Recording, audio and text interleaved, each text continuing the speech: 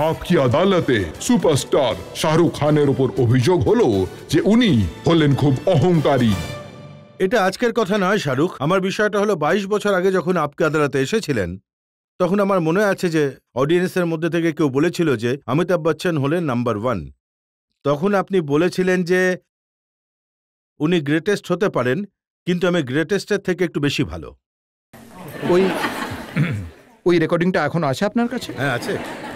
নাহলে আমি মানা করে দিতাম। আমি ছোট ছিলাম, বোকাশোকা, ছোটবেলায় তো সবাই এরকম কথা বলেই থাকে, তাই বাচ্চা মনে করে মাফ করে দেবেন জজ সাহেব, কিছু ভেবে বলিনি। কিন্তু আমার এই কথাটার ভীষণ ভীষণ মানে ভীষণ আর আমি সবাইকে বলবো যে নিজের উপর ভরসা রেখো। আর সেই প্রাপ্তবয়স্কের সময় একটু বেশি ওভার কনফিডেন্স থাকেই থাকে আর কি, আর মানুষ ভুলও করে তার ফলে, কিন্তু খুবই দরকার নিজের উপর কনফিডেন্স রাখাটা। এখন আমি জানি যে আমি ততটা ভালো অ্যাক্টর নই। তখন আমি একটু অ্যাক্টিং পারতাম, যেটুকু আমি পারতাম তাতে মনে হতো যে অনেকটাই পারি। এখন 25 বছর পর বুঝতে পেরেছি যে আমি বড় অ্যাক্টরদের গুরুত্ব বুঝতামই না, কারণ আমার অতটা অভিজ্ঞতা ছিল না। তাই আমি যদি সেটা বলেও থাকি তাহলে হয়তো সেটা মানে ল্যাক অফ এডুকেশনের জন্য বলেছি। আপনি এটাও বলেছিলেন যে আমি যখন কোনো ডাইরেক্টরের সঙ্গে কাজ করি তখন আমার শর্ত অনুযায়ী কাজ করি। আমি ওনাকে বলে দিই যে খাটিয়া সারকাইলো আমার দ্বারা হবে না। সেটা তো ঠিক আছে, মানে আমি এটা বলতে চাইছি যে খাটিয়া সরকানো দরকার কি, একসাথে শুয়ে পড়বো খাটিয়া। না, আমি অনেকগুলো কাজে আমি খুব ভালোবেসে কাজ করি, এখনো আমার কন্ডিশন রয়েছে। আমি যে ডিরেক্টরই হোক তাদেরকে বলি যে ভাই আমার সাথে ভালো ব্যবহার করবে, আমাকে বকাবকি করবে না, টাইমে ডাকবে না, আর একদম বাচ্চাদের মতো ট্রিট করবে। তো এটা আমার অ্যারোগেন্স নয়, এটা আমার মানসিকতা। ওটা হলো আমার ছেলে মানুষই মনোভাব। 50 বছর বয়সে আমি হলাম ছেলে মানুষ, ছেলে মানুষই আমার। এখনো আপনি মনে করেন যে যদি কেউ সব থেকে বড় হয় তাহলে সেটা শাহরুখ খান? এখন তো গোটা পৃথিবী সেটা মেনে নিচ্ছে।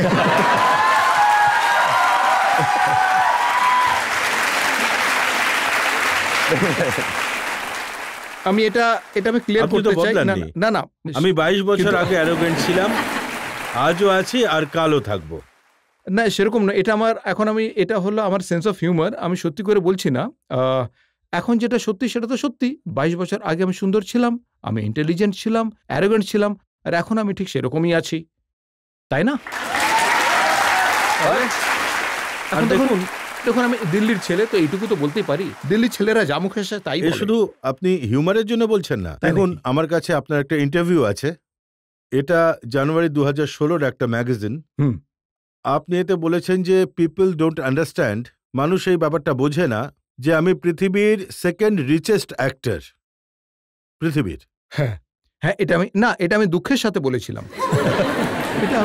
আমি এটা কমপ্লেন করেছিলাম, শো অফ করছিলাম না। লোকেরা বুঝছে না আমি সেকেন্ড কেন, ফার্স্ট কেন নই। আমার এই কথাটার জন্য খুব দুঃখ হয়েছিল। আর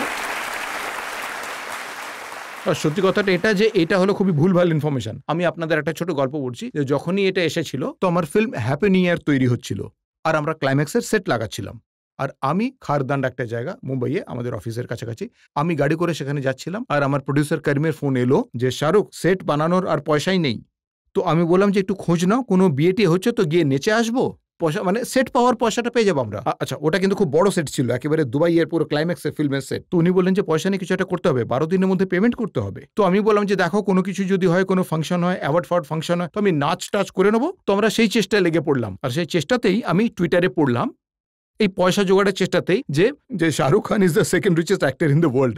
তো আমি বললাম যে লজ্জা পাওয়া উচিত এই লোকটা, যে আমাদের সেট বানানোর পয়সা নেই আর ইন্টারভিউতে এসব আসছে। তো আমার ব্যাপারটা অদ্ভুত আর ব্যঙ্গাত্মক লেগেছে। আচ্ছা, এটা আপনি সিরিয়াসলি বলেননি, কিন্তু আপনি এটা বলেছিলেন যে ওরা এটা বোঝে না যে আমি সেকেন্ড এমন মানুষ ওয়ার্ল্ডের যে অ্যাক্টিং থেকে কোনো টাকা কামায় না। অ্যাকচুয়ালি আমি কামাই না, আমি ফিল্মের জন্য খুব একটা পয়সা নিই না। আর তাছাড়া আজকাল লোকেরা আমার অ্যাক্টিং যা দেখছে তাতে এমনি তো আমাকে পয়সা দেয় না অ্যাক্টিং এর জন্য। কিন্তু জেনুইনলি আমি কোনো পয়সা নিই না। আমি এন্ডোর্সমেন্টের জন্য পয়সা নিই, আমি লাইভ শোয়ের জন্য পয়সা নিই, আমি খুব পরিশ্রম করে কাজ করি। কিন্তু ফিল্মে সবসময় সবাই ডিরেক্টর প্রডিউসারদের বলি আপনি ফিল্মে পয়সা লাগান, ফিল্মটা যেন ভালো হয়। এটা আমি জেনুইনলি বলছি। এটা আপনি যে কোনো প্রডিউসারকে জিজ্ঞেস করে নিন যে আপনি আদালতে আসবে, হয়তো সে আপনাদের বলবে যে শাহরুখ কখনোই পয়সা নেয় না। ও বলে যে ফিল্মে লাগিয়ে দাও, যদি বেঁচে যায় তাহলে দিয়ে দিও, না হলে আর দেওয়ার দরকার নেই। সত্যি বলছি, গত 15-20 বছরে কারু কাছ থেকে আমি এটা বলিনি কাউকে যে আমার ফিল্মের জন্য পয়সা চাই, কিন্তু অন্য ধরনের কাজ আমি এত বেশি করি আর তার থেকে পয়সা রোজগার করি, সেটাই আমার ইনকাম। সত্যি কথা বলছি, আমি কথাটা একেবারে সত্যি। আমি ভালো ফিল্ম করেছি, আমি খারাপ ফিল্মও করেছি, কিন্তু আমার জেনুইনলি এমন মনে হয় যে আমার জন্য ফিল্ম বানানো একটা পুজোর মতো, একটা পবিত্র ব্যাপার। আমি সেই হিসেবে দেখি ব্যাপারটাকে, ব্যবসার অ্যাঙ্গেল থেকে দেখি না। বাকি অন্য সব ব্যাপার আমি ব্যবসার অ্যাঙ্গেল থেকেই দেখি, কিন্তু ফিল্মের ব্যাপারটা আমি জেনুইনলি তাতে পয়সা নিই না। পাবলিক তো এটা ভাবে যে হ্যাঁ, শাহরুখ খান যা করে তা টাকার জন্যই করে। খুবই, যে এই প্রাইস হবে, হয়তো ওই প্রাইস। আমি তো শুনে একেবারে যাতা অবস্থা, আমি বলে অনেক সময় বেরিয়েও যাই, কি বলবো আর আপনাকে এখানে। আপনি যে কাউকে খুশি জিজ্ঞেস করে নিন, যে কোনো ডিরেক্টর প্রডিউসারকে, আমার পয়সা চাই না, ঠিক আছে, আপনি ফিল্মে পয়সা লাগান। আর দেখুন, আমি জেনুইনলি, আমি কি বলে ওটাকে, যে this is my greatest thing that I can do, to act in films. তো আমি সেটাকে কখনোই ব্যবসার দিক থেকে দেখি না ফিল্মের আর কি। কারণ আমি শুনেছি কিছু অ্যাক্টর শরীরের জন্য করে, কেউ মনের জন্য করে, কেউ টাকার জন্য করে। হ্যাঁ, আমি তো এই শরীর, মন, পয়সা, ফিল্মের জন্য। আমারও একটা গান আছে, तन मन धन सब है तेरा, এটা আমি কোনো মেয়ের জন্য গাইছি না, ফিল্মের জন্য গাইছি। बिन तेरे क्या है मेरा, सचमुच रात दिन तेरे गुन गाता এটা रहूं। আমি ফিল্মের জন্য করি। আমি সবকিছুই শরীর, মন, পয়সা দিয়ে যদি আমি এভাবেই করে যাই, তাহলে আমি একদিন ফকির হয়ে যাব। সত্যি বলছি, আমি সারা দিন আমি ফিল্ম তৈরি করি। আর আমার জীবনের সব থেকে বড় আশা এটাই হলো যে আমি যে ফিল্মই তৈরি করি সেটা দেখে মানুষ যেন খুব আনন্দ উপভোগ করুক, ইনকামের জন্য নয়। আর একদিন ভারতে এমন একটা ফিল্ম বানাবো, এই ব্যাপারে আমি খুবই ন্যাশনালিস্ট আর কি। এমন ফিল্ম তৈরি করবো যে গোটা পৃথিবী দেখবে ইন্ডিয়ার মধ্যে বেস্ট ফিল্ম তৈরি হয়। I want to be a part of it, that is my dream. কিন্তু যদি আপনি ফিল্ম থেকে টাকা রোজগার না করেন, তাহলে কোথা থেকে রোজগার করেন? নাচ গান করতে থাকি, আমি গিয়ে পার্টিতে ডান্স করি, গর্বের সাথে করি, বিভিন্ন শোয়ে করি। আর এখানে খুব ভালো মার্কেট চলছে লাইভ শোতে। আজকাল আমার হেভি মার্কেট চলছে, দারুণ ভাবে সব চলছে। আমি এন্ডোর্সমেন্টও করি অনেক, আই থিঙ্ক আমি 20-21টা এন্ডোর্সমেন্ট করি। আর খুব জোর গলা নিয়ে এটা বলছি যে সমস্ত তরুণদের আমি সত্যি এটা বলবো যে পয়সা রোজগার করার ব্যাপারটা, ভালো বাড়িঘর তৈরি করাটা, গাড়ি কেনার ব্যাপারটা, নিজের বউ ছেলে মেয়ের খেয়াল রাখার ব্যাপারটা, এটা কোনো খারাপ জিনিস নয়। মানুষ আপনাকে বলবে যে ম্যাটেরিয়াল জিনিস করবেন না, আপনি যেটা হলো হিমালয়ে চলে যাও, টাকা পয়সা কিছুই নেই, কিন্তু আছে। আগে ছেলে মেয়েকে ভালোভাবে পড়ান, তাদেরকে বাসস্থান দিন, আর তারপর যেটা করা দরকার মন থেকে, আমার মনে হয় যেটা আমার ফিল্মের ক্ষেত্রে হয় সেটা মন থেকে করুন। তাই আমি জেনুইনলি, ভগবান আমাকে অনেক কিছু দিয়েছেন, আমি ভালো রোজগার করি আর এইসব জিনিস থেকে রোজগার করি, আর একদম মন থেকে আনন্দে রোজগার করি। 22 বছর আগে আমার মনে আছে আপকে আদালতে আপনি বলেছিলেন যে আপনি খালিদ মোহাম্মদের কাছে গিয়েছিলেন পকেটে টাকা নিয়ে, যে ভাই আমি অ্যাওয়ার্ড কিনতে চাই। হ্যাঁ, লোকজন আমাকে এরকম বলেছিল যে এনারা টাকা নেয়, এসব করে, আর খুব বড় জার্নালিস্ট ছিলেন। আমি যেমন বলেছিলাম, আমি খুবই বোকামি করেছিলাম ওই মাসগুলোতে, 6-7 মাসে। আমি সেখানে পৌঁছে গেলাম, আমি বললাম যে এই অ্যাওয়ার্ডটা আমার হওয়া উচিত। আই থিঙ্ক বাজিগার ফিল্ম ছিল ওটা, খুব ভালো অ্যাক্টিং করেছিলাম আমি, হার কার জিতনে ওয়ালে কো বাজিগার कहते हैं। আর আমি বোকার মতো সেখানে পৌঁছে গেলাম। আমি বললাম যে আমি শুনছি যে তোমরা টাকা পয়সা নিয়ে অ্যাওয়ার্ড দাও, তো আমার কাছে এই 250 টাকাই আছে, এটা নাও, আর বাকি আমাকে কিস্তিতে দিয়ে দেবো। তো আমার মনে আছে যে বেচারা খুব লজ্জা পেয়ে গেছিল, খুব সাদাসিধে মানুষ ছিল। Shahrukh, that's not the way, এরকম হয় না, এভাবে না। আমি এরকম পাবলিকলি বলছিলাম, আর তারপর আমি স্টেজে গিয়েও বলেছি। পরে আমি ক্ষমাও চেয়েছিলাম, যেটা আমি ভুল করে ফেলেছি, অন্যায় করে ফেলেছি। আর এরকম না, কারণ আমি যখন পেয়ে গেছি তখন মনে হলো যে লোকে এরকম না ভাবে আমি পয়সা দিয়ে পেয়েছি। স্যার, আমার কোয়েশ্চেনটা হলো, আপনি বলেছিলেন যে আপনার সাফল্যে আপনার মায়ের অনেকটা ভূমিকা রয়েছে, আপনি ওনাকে ক্রেডিট দেন, কারণ আপনার মা, আপনি বলেছেন আপনার মা ভগবানের কান ধরে রেখেছেন আর বলে রেখেছেন যে আপনাকে সাকসেসফুল করতে হবে। স্যার, আফটার 25 ইয়ার্স আপনি অনেকটাই successful, you are the richest actor in the world, you have everything sir. Second sir, আমার কাছে আপনি ফার্স্ট। হ্যাঁ, আপনি ফার্স্ট।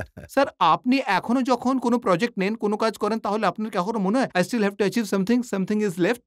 অ্যাবসলিউটলি। আমি একটা কথা বলতে চাইবো, আমি ভগবান না করুক, খোদা না খাস্তা, কারোর সাথে এরকম যদি হয় যে আমরা যাকে ভালোবাসি, আমাদের যে আত্মীয় স্বজন আছে, তারা মারা যাক, কিন্তু এটা হলো জীবনের একটা সত্যি যে এরকম অবশ্যই হবে, আর এটা সবার সাথেই হবে। আমার সাথে এটা খুব অল্প বয়সেই হয়েছে।